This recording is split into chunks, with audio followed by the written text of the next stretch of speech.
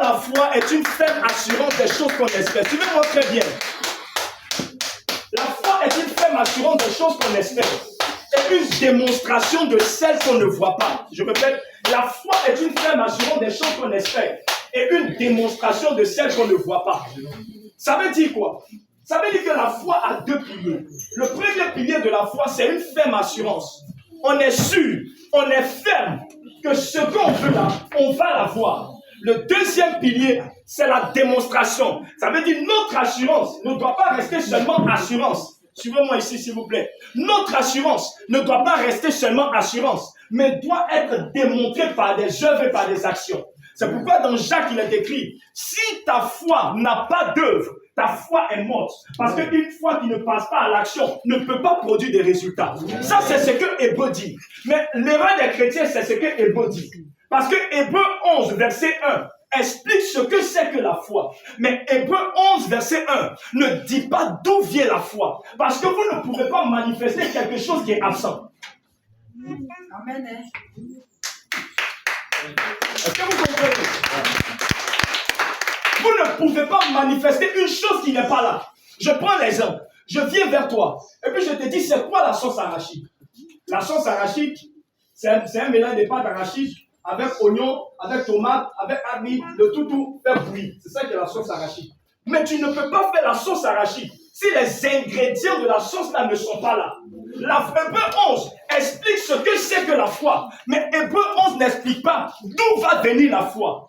Alors Paul, qui a eu la révélation, va dire maintenant dans Romains chapitre 10, verset 17, il va dire quoi? Il va dire la foi vient de ce qu'on entend. Et ce qu'on entend vient de la parole de Christ. Ça veut dire qu'aussi longtemps que Dieu n'a pas parlé, on ne peut pas parler de foi. Ton problème, ça ne marche pas. Parce que tu fonctionnes avec ce que tu veux et non par ce que Dieu a dit. Est-ce que vous me comprenez? Amen. Suivez-moi très bien. Ça ne marche pas. Pourquoi? Ça ne marche pas parce que ta foi s'appuie sur ce que toi tu veux et non ce que Dieu a dit. Dieu n'est pas fidèle à toi. Dieu est fidèle à ce qu'il te dit. C'est pourquoi ça ne marche pas. C'est pourquoi ça ne marche pas. On a la foi généralement dans ce que nous voulons. On est en train de faire un projet, on a la foi que ça va réussir. C'est pas comme ça que ça marche. La foi trouve son appui sur la foi de Dieu. Parce que la foi de Dieu, c'est Dieu lui-même qui s'engage. C'est pourquoi il a dit dans Jérémie chapitre 1, verset 12. Il dit, je veille sur ma parole pour l'accomplir. Dieu ne veille pas sur tes projets pour les accomplir. Dieu veille sur ce qu'il te dit pour l'accomplir. Si Dieu ne t'a rien dit, même si tu exerces ta voix d'une chose, ça ne marchera pas. Je ne peux pas exercer ma foi à devenir président de la République. Même si je mets toute ma conviction, même si je mets toute ma détermination, même si j'ai la ferme assurance et que j'essaie de démontrer, je ne vais pas devenir président de la République. Pourquoi? Parce que Dieu ne m'a pas dit ça. C'est sur la base de ce que Dieu t'a dit qu'il agit. C'est pourquoi il a dit dans Nombre 23. Nombre 23, qu'est-ce que Dieu dit? La Bible dit, car Dieu n'est pas un homme pour mentir, ni un fils d'homme pour se repentir. Ce qu'il a dit, il l'accomplit. Donc c'est ce que Dieu dit qu'il le fait. Si Dieu ne t'a rien dit, si tu exerces ta foi d'une chose, ou Dieu ne t'a pas parlé, ça ne va pas marcher. Donc le problème de l'église, c'est pas que l'église n'a pas la ferme assurance, c'est que l'église manque de la voix de Dieu. Ce que je dis est très important. Parce que si tu n'as rien entendu, tu ne peux pas exercer ta foi. C'est ça le problème. On nous a toujours enseigné que la foi, c'est d'avoir l'assurance dans ce que tu veux. Non, la foi, c'est d'avoir l'assurance dans ce que Dieu veut. C'est d'avoir l'assurance dans ce que Dieu t'a dit et non dans ce que tu veux. Dieu n'est pas fidèle à toi, il est fidèle à sa parole. Dieu ne s'engage pas dans tes projets, Dieu s'engage dans lui ses projets. Donc si tu es en train de faire un projet dans lequel Dieu n'est pas, mon ami, tu es en train d'exercer ta foi inutilement. La frustration et l'échec viennent du fait que la voix de Dieu est absente. Si la voix de Dieu est absente, tu seras frustré. Pourquoi les gens ont essayé de manifester une foi et puis n'ont pas obtenu de résultat? Tout simplement parce que la voix de Dieu n'y était pas. Quand Dieu te dit, il s'engage à ce que ça réussisse. Si Dieu t'a dit, il va s'engager à ce que ça réussisse. Si ta foi ne marche pas, c'est parce que Dieu ne t'a rien dit.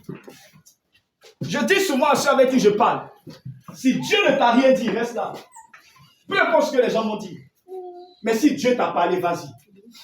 Parce que si Dieu t'a parlé, c'est lui-même qui s'engage. Il dit, je veille sur ma parole pour l'accomplir. Voici pourquoi ta foi n'agit pas. Parce que ta foi manque de la parole de Dieu. Et le diable a compris ça. Ce que nous n'avons pas compris depuis longtemps, le diable a compris. Le diable a compris que la foi est toujours précédée par la voix de Dieu.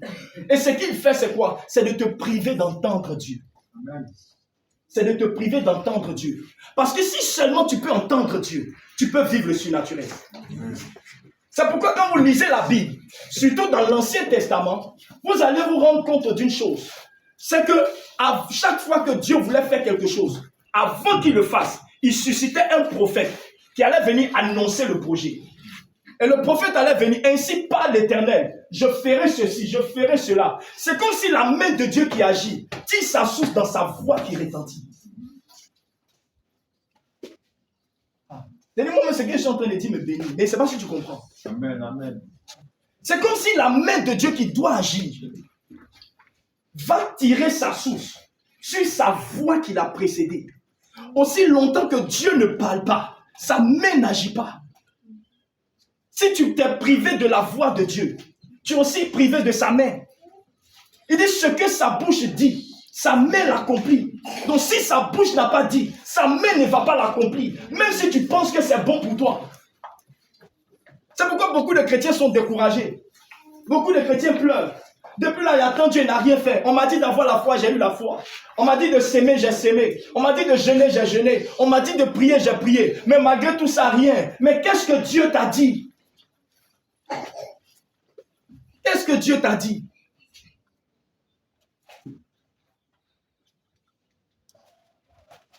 Il y a un ami qui est dans une église. Et un jour, il m'a appelé. Il m'a dit qu'il veut quitter l'église. Parce qu'il veut aller faire son ministère. Il m'a dit beaucoup de choses. Et je lui ai posé une seule question. Il m'appelle pour m'expliquer. Pour lui dire qu'est-ce que moi je vois. Il a dit non, c'est pas moi. Qu'est-ce que Dieu t'a dit? Parce que là où tu vas, là, tu vas réussir ou tu vas échouer selon ce que tu auras entendu.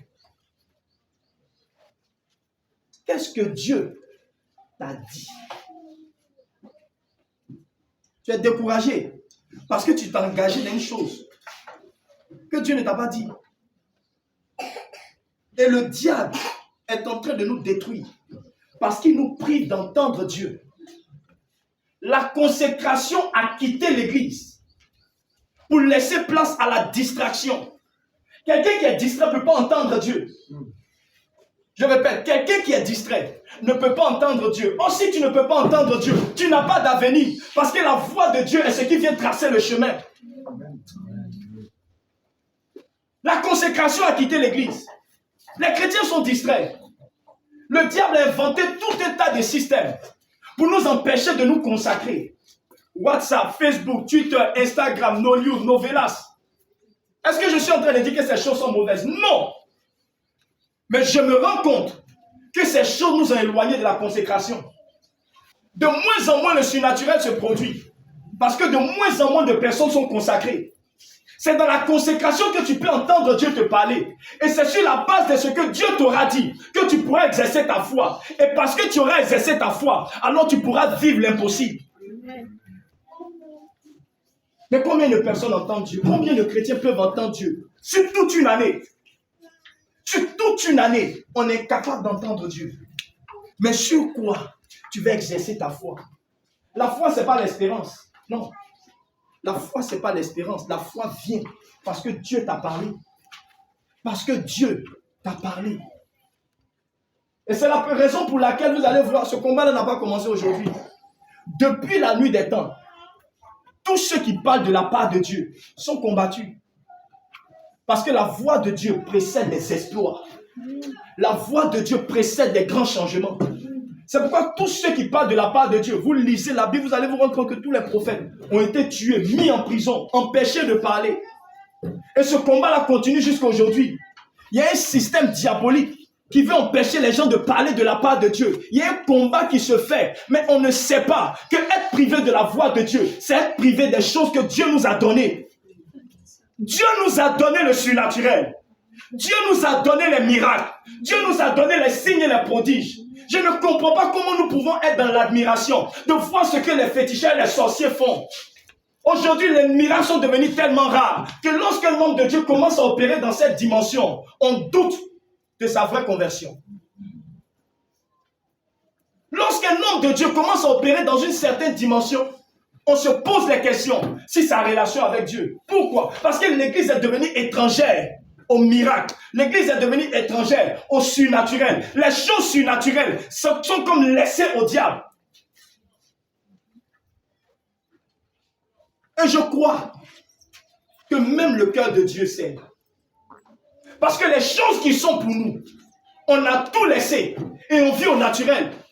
Plus de 90% des chrétiens vivent au naturel. Philippe n'était pas un apôtre. Philippe était un diacre. Mais un diacre qui pouvait disparaître d'un lieu à l'autre. Ne dis pas il prend un taxi, il disparaît pour aller prêcher l'évangile. Élie était un vieux, un homme âgé. Mais la Bible dit, quand il a prophétisé sur la tombée de la pluie, la Bible dit il saignit ses reins et il a couru plus vite qu'un char. Plus vite qu'un char. Un char, c'est un attelage et puis à 2 chevaux, souvent 4 chevaux, ça dépend. Et dit Élie, l'homme avancé en âge, a couru plus vite que des chevaux. Les hommes de la Bible ont expérimenté des choses, mais qui sont encore disponibles. On ne croit plus en certaines choses. Parce que la voix de Dieu nous manque. Parce qu'on est distrait. On a trop de... On connaît trop. Mes amis, exposons-nous à la voix de Dieu. Expose-toi à la voix de Dieu. Écoutez-moi très bien. Si seulement Dieu peut te dire une chose, ça peut changer totalement ta vie. Ce que Dieu te dit est plus important que ce que toi tu lui dis. On passe plus de temps dans la prière sans avoir entendu une chose de la part de Dieu. On passe beaucoup de temps à prier sans avoir entendu Dieu nous parler. Ce que je suis en train de dire, c'est un homme de Dieu qui a dit. Il a dit une chose et ça m'a marqué jusqu'à aujourd'hui. Il dit ce que Dieu a à te dire est plus important que ce que toi tu lui dis. Parce que c'est sur la base de ce qu'il t'a dit que les choses vont se faire. Ce n'est pas ce que toi tu lui dis qui est important. Au contraire, la prière devrait s'appuyer sur ce que Dieu a dit. La prière que tu fais devrait s'appuyer sur une chose que Dieu t'a dit.